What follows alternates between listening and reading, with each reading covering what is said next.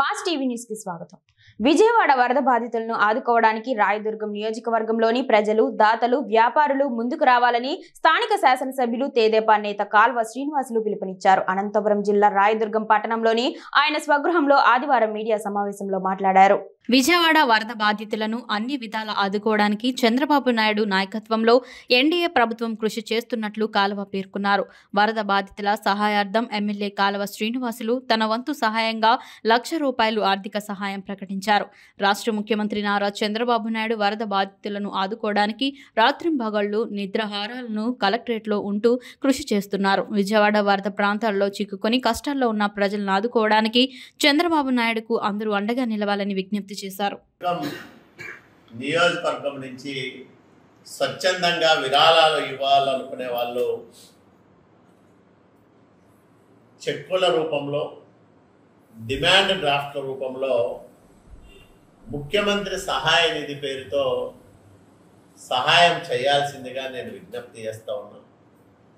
నా వంతు కర్తవ్యంగా, ధర్మంగా, వ్యక్తిగతంగా నేను ₹1,00,000 వరద బాధితుల సహాయార్థం ముఖ్యమంత్రి సహాయ నిధికి ప్రకటిస్తూ ఉన్నాం. అట్లాగే రాయదుర్గం నియోజకవర్గంలో ఉండే వ్యాపారులు కానీ, ప్రజలు కానీ ఎవరైనా సరే స్వచ్ఛందంగా ఇవ్వదలుచుకుంటే మా కార్యాలయంలో ఇవ్వండి. ఆ డీడీలను, చెక్కులను జాగ్రత్తగా ముఖ్యమంత్రి కార్యాలయానికి చేర్చి వరద బాధితులకు మనం కూడా మన వంతు సహాయంగా నిలబడదాం. ఇప్పటికే చాలామంది దాతలు స్వచ్ఛందంగా ముందుకొచ్చి వరద బాధితులను ఆదుకోవడానికి సహాయం చేస్తూ ఉన్నారు, ఆర్థికంగా సహాయం చేస్తూ ఉన్నారు, వస్తు రూపేణ సహాయపడతా ఉన్నారు.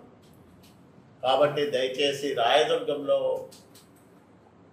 ఇతరులకు సహాయం చేయగల స్తోమత ఉన్న వ్యాపారులకు, వ్యక్తులకు, సంస్థలకు నేను ఒకటే విజ్ఞప్తి చేస్తూ ఉన్నాను. ఇలాంటి కష్ట సమయంలో మనం కూడా ప్రభుత్వానికి తోడుగా ఉందాం.